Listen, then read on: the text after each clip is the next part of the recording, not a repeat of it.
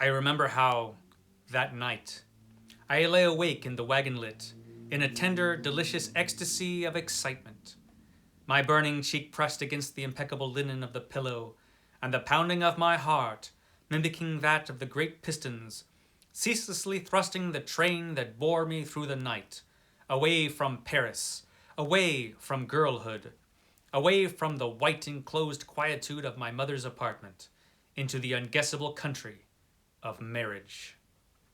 And I remember I tenderly imagined how, at this very moment, my mother would be moving slowly about the narrow bedroom I had left behind forever, folding up and putting away all my little relics, the tumbled garments I would not need any more, the scores for which there had been no room in my trunks, the concert programs I'd abandoned. She would linger over this torn ribbon and that faded photograph, with all the half joyous, half sorrowful emotions of a woman on her daughter's wedding day. And, in the midst of my bridal triumph, I felt a pang of loss, as if, when he put the gold band on my finger, I had in some way ceased to be her child in becoming his wife. "Are you sure," she'd said, when they delivered the gigantic box that held the wedding dress he'd bought me, wrapped up in tissue paper and red ribbon like a Christmas gift of crystallized fruit? "Are you sure you love him?" There was a dress for her, too, black silk with the dull, prismatic sheen of oil on water, finer than anything she'd worn since that adventurous girlhood in Indochina, daughter of a rich tea planter. My eagle-faced, indomitable mother.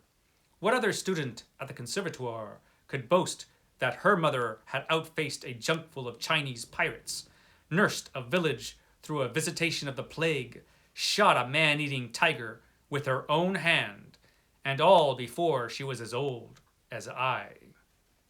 "Are you sure you love him?" "I'm sure I want to marry him," I said. That is from this book. This is The Bloody Chamber by Angela Carter. And this is your Sunday Penguin for today. Yes, it is the triumphant return of the Sunday Penguin. Sorry I missed it last week, guys. Sorry about that, but here it is, the Sunday Penguin. The Bloody Chamber by Angela Carter. This fantastic book, it's really fantastic, this one, is a really, really interesting book. So this is basically a retelling of classic fairy tales, but done in Angela Carter's own unique way. I chose this because Juan at Plagued by Visions chose this book to be his vision of the month. And I had to jump on board with that. I first encountered Angela Carter not through this book, but through the 1984 film The Company of Wolves, which is based off a story in this book. Yes, The Company of Wolves is in here. And that movie was bizarre. I was expecting a werewolf movie, and I got one. I got the weirdest werewolf movie I've ever seen. It might be the weirdest werewolf movie ever made, but it was a heck of a film. And Angela Carter did the screenplay for that. And the stories that that screenplay was based off of were some of the stories in this book. And this book is fascinating. There's a lot going on in The Bloody Chamber. There's a lot about feminism. There's a lot about sexual violence. There's a lot about the objectification of women. There's a lot of stuff I'm probably not qualified to talk about or speak of.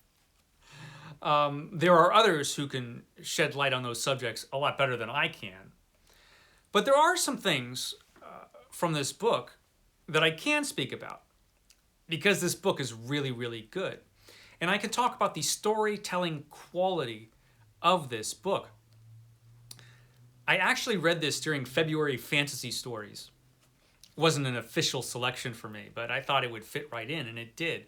This is a book of fantasy stories. Like I said, it's a retelling of these classic fairy tales.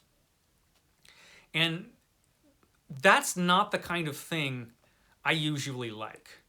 Retellings of fairy tales usually leave me cold or bored or both, but not with this. First of all, the quality of the writing in this is extraordinary.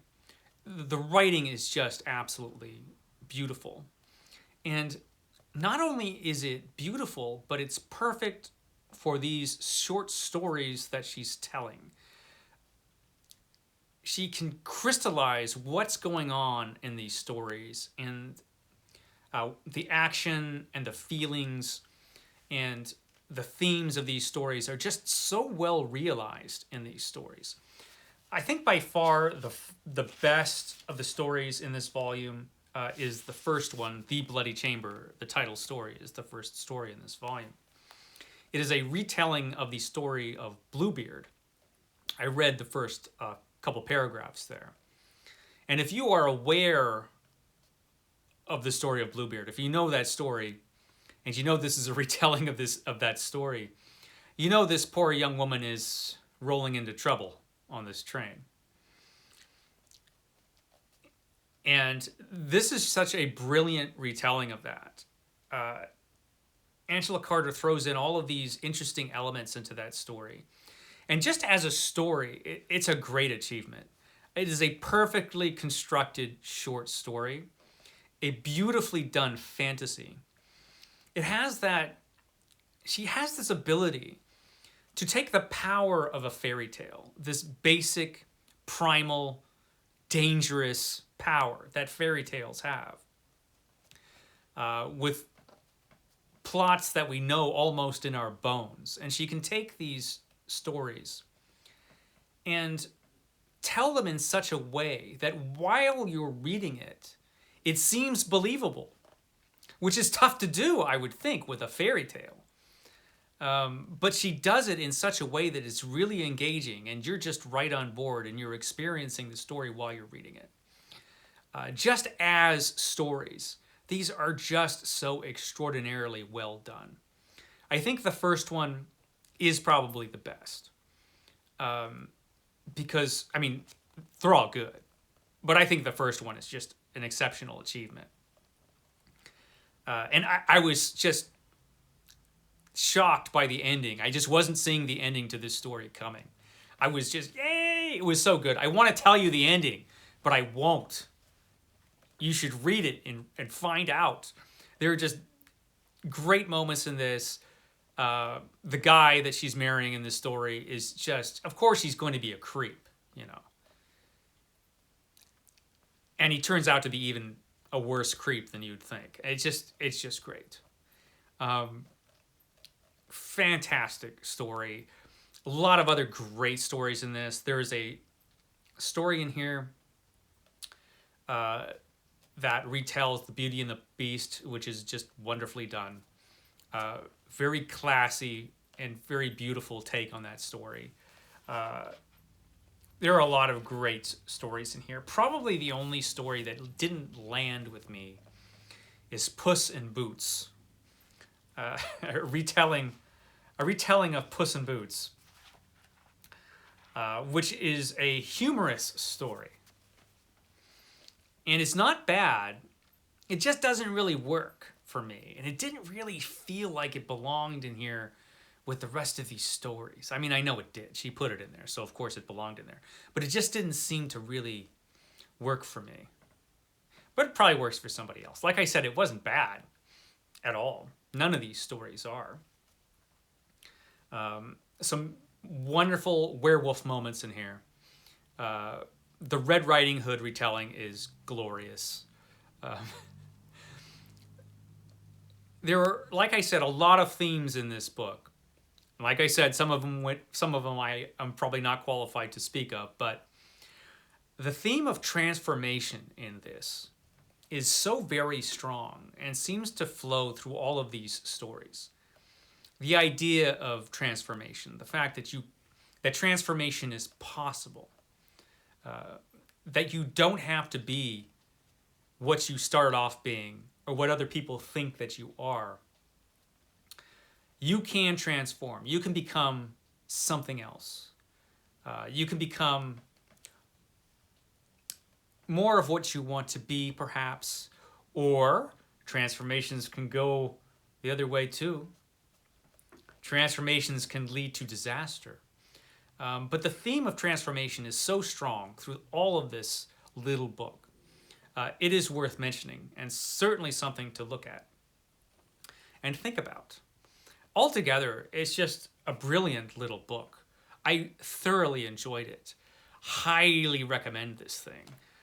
It is not your average book of fairy tales. It's very adult.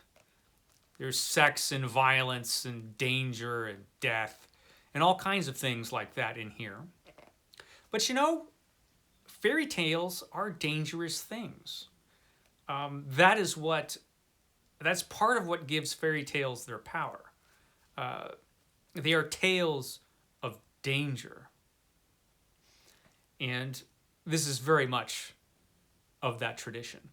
Brilliant book. The Bloody Chamber by Angela Carter. The Sunday Penguin for today. It's wonderful. Get this book, get this book! Okay, that's all I have to say about this book right now. Okay, guys, I will catch you tomorrow. You have a great day.